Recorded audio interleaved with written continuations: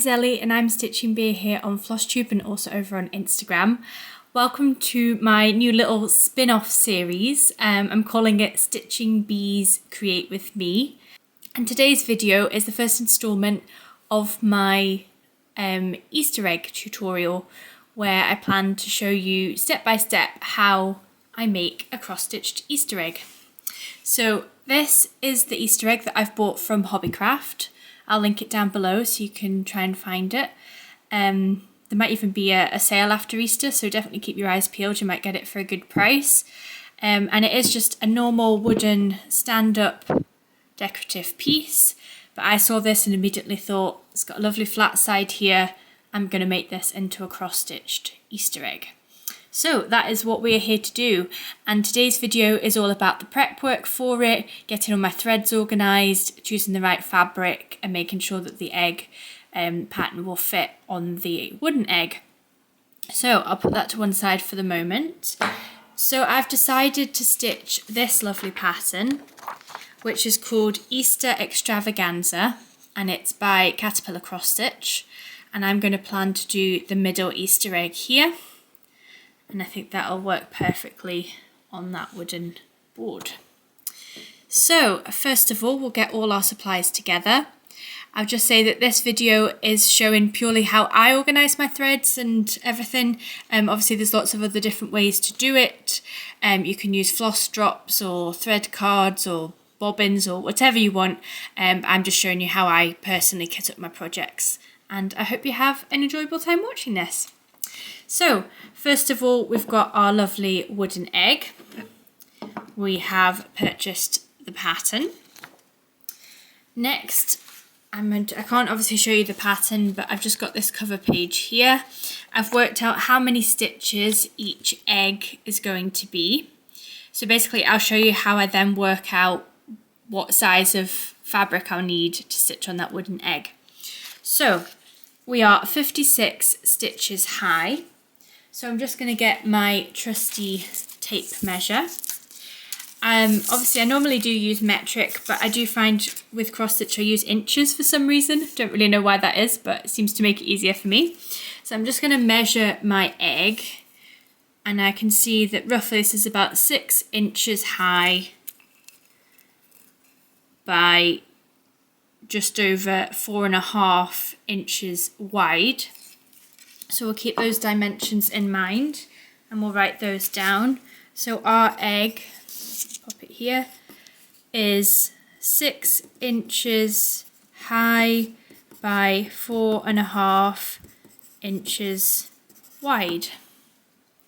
So therefore, when we are calculating the fabric size that we need to make sure it's obviously well within these parameters. So what I'm going to do is grab my calculator and I'm going to determine what size of fabric I'll need to use. So it says here, obviously the 14 count Ada, that it will be this size, but that is all the 3 eggs stitched together and we're just doing one of them. So I, as I say, have calculated it per egg based on the pattern I've got. So I've got my trusty calculator here. So 56 stitches, so I do 56 divided by, say if I was going to do it on 14 count Ada or 28 count even weave 2/2, I would divide it by 14 and that gives us 4 inches. So that means that on a 14 count Ada this piece would be 4 inches high, which obviously fits within the 6 inches that I've measured of the actual wooden egg. And then 42 divided by 14 is 3. So that's 3 inches wide. So again, it's less than the 4.5 inches that we've measured here. So that should fit nicely within that egg. Sometimes I do just like to visually measure it again, just to kind of see how it would fit. So 4 inches high is about so big, and 3 inches wide. So I think that'll fit nicely with a nice border around the edge and room for trims and cording and things. So I'm going to stick with my 28 counts. So you can obviously stitch it on 14 count Ada and that would be the equivalent. Next we're going to decide what fabric I'm going to use. So I've picked out a few that I thought potentially could work. And these are all 28 count, as I say. So now what I'm going to do is keep them to one side. A couple of ideas. I'll put the pattern here. You can have an idea that it's all pastel colours, so I want to go with a pastel kind of fabric, but obviously you want to make sure that all the colours pop on the fabric as well. So next I'm going to go to my DMC stash. So this is how I store my DMC, and I have it all in numerical order, and this just works for me. So first of all, I'm going to get out all the colours that I need. So DMC 211, can easily find, oh, it's a bit of an empty one, but I'll pop that there. And then 414, that will be in my next box. So I just have multiple boxes of these. So 414, 597, 597, 754, 760, next box again,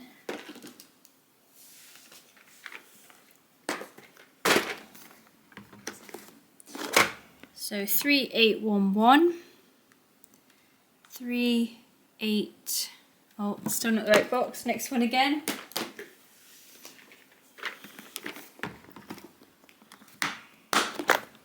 So 3811, 3822, lovely yellow, and Blanc, which is back to box number 1.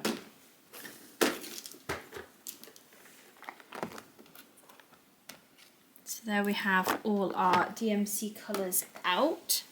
Now I find it really helpful to get all the colours out first, because then you can pop them on the fabric and see how they look. So I'm just going to show you a range of fabrics, so how I determine which one works best. If I was looking at this design, I probably wouldn't go for the blue, but we can just try it anyway and just see. So, I mean, it would potentially work, but I do feel the teals potentially get a little bit lost in here. So, yeah, I don't think blue is necessarily the right option. So we can discount that one. We've got some lovely pale green here. This is a DMC fabric. Again, all these colours would pop quite nicely, but I'm just concerned again that that kind of light teal isn't quite what I'd like on the green. So I'm going to discard that one too. And this, all it is just a process of elimination really, and just trial and error. And sometimes the called for fabric is what I'll stitch on, but I generally do like to just have a little go trying things out first. So I do quite like the cream, that looks quite nice, but again the white kind of disappears a little bit, and I would like a little bit more vibrancy than that. So then we'll move on to the pinks. So this is a lovely silk weaver fabric, I believe it is, really nice pink colour, but as you can see as I put my threads on, I feel like this colour potentially gets a little bit lost. So I'm not too sure on that one. And then last but not least is a lovely soft pink. Again, I'll put all the threads onto that.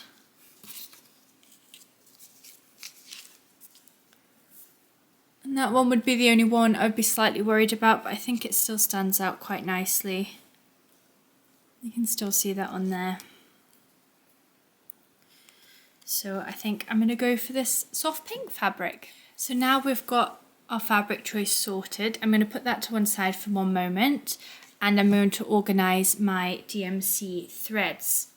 So everybody does this part differently. I just do it very simply, I guess very old school. Don't have any additional equipment or anything. All I need is a piece of card, a pencil, and a hole punch. And all I'm going to do is first of all punch some holes. So we'll count 1, 2, 3, 4, 5, 6, 7, 8. So we've got 8 different coloured threads. So I'm going to punch 8 holes. So I'll do 3 on each side and then 1 for each side there. Absolutely no kind of rhyme or reason for how I do this. Just punch holes wherever you fancy. Okay, so now I've got all my holes punched. I always just write down the name of the pattern. I've just put Easter egg, makes it a bit quicker.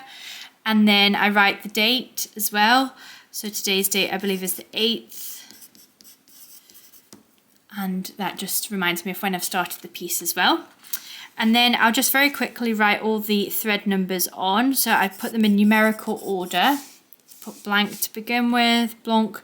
And then 211, 414. Always helps when they're already in the right order on the pattern. 597, 754, 760, 3811, 3822. And that's it. And then you can as well write the symbol. Some are easier to draw than others. So I just very quickly do a rough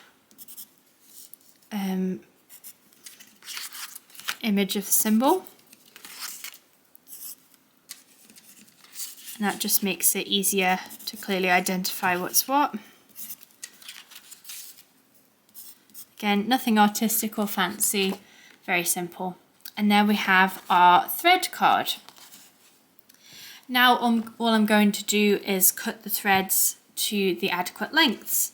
So some people measure this, I don't. I literally just wind a bit off, probably about the length of my arm roughly, maybe a little bit more. Yeah, I don't measure how much I really use each time. It's a bit of a guesswork really. I'm using very oversized scissors for this. You don't need fabric scissors to cut your thread, but there we go. Yeah, you can see my bobbin there. I've just taken a length of thread off that, and then I'm just going to fold it in half and just pop it through the hole of my thread card. And that's it. And now I'll just repeat the process for all the other colours.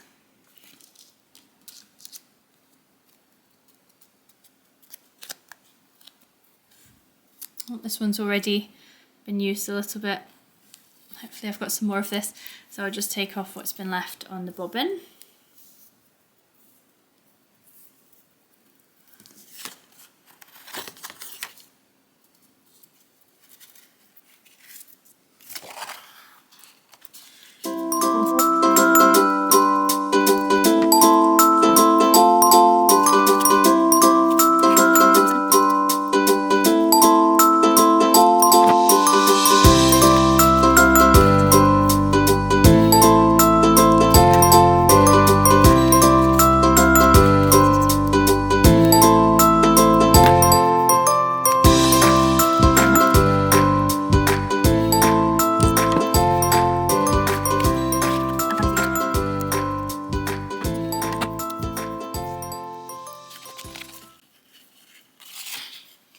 Okay, so that's our thread card complete, and we've got all the lovely pastel colours that we'll need. Perfect. So with my threads, I do sometimes put the bobbins on a ring. You can just purchase these from eBay and Amazon, I believe. So what I would normally do is just feed them onto the ring, normally in chronological order.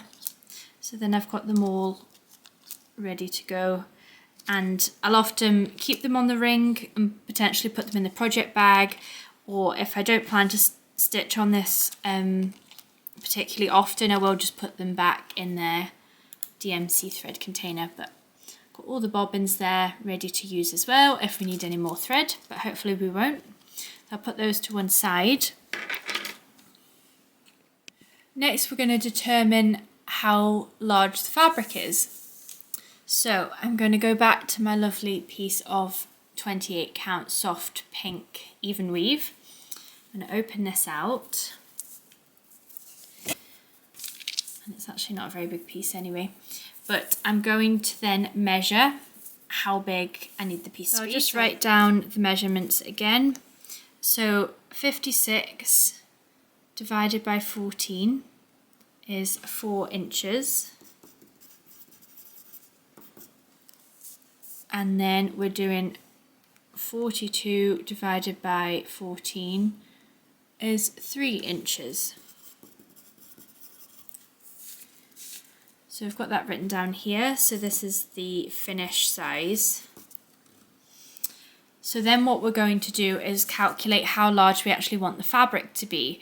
So I always leave a 2-inch border around the edge of the fabric so I've got enough for finishing. So I will add 2 inches to every side. So in effect, it would be 4 inches that I'm adding, because if you think of it, I always think of it as a square pattern. If you've got 4 by 3, and then you want a bit extra up the top and a bit extra at the bottom, and vice versa at the sides, that's going to be 2 inches this side, 2 inches that side, 2 inches here, 2 inches there. So that's 4 inches for every side. So I'm going to do 4 inches plus 4 inches, which is 8 inches. And then I'm going to do the same here. So 4 plus 3 is 7 inches. And that's how large the fabric piece is going to be, and that ensures that we've got adequate size for finishing with a 2-inch border around every edge. So now let's measure this fabric again. So again, it's still doing it in inches. Obviously you can convert it into centimeters if you'd like, but I just stick with the inches because I find that easier in this situation. So we're doing 8 inches high. So I'm always a little bit more generous with myself, that I won't exactly cut on the 8 just in case I cut it wonky or it doesn't quite measure up 100%. So 8 inches is there, so I'll probably just cut a little further on. So I'm just going to keep my finger there for a second, get my lovely Guggenheim scissors. Highly recommend these for cutting fabric. And I'm just going to make a small incision there of where I want to cut. And then I'm going to do the same on the other side. So we want 7 inches here. So I'm going to put my tape measure at 7 and move it round and just give myself a little bit extra to where I've left the marker. So I'll say cut here. And as you always say, measure twice, cut once. I have just measured once, but I'm confident that that's the size that I'd like. So conveniently this is on a line, so I can just cut along here nicely.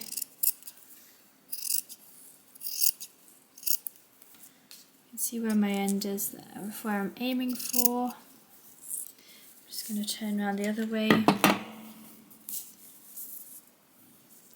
cut the other direction.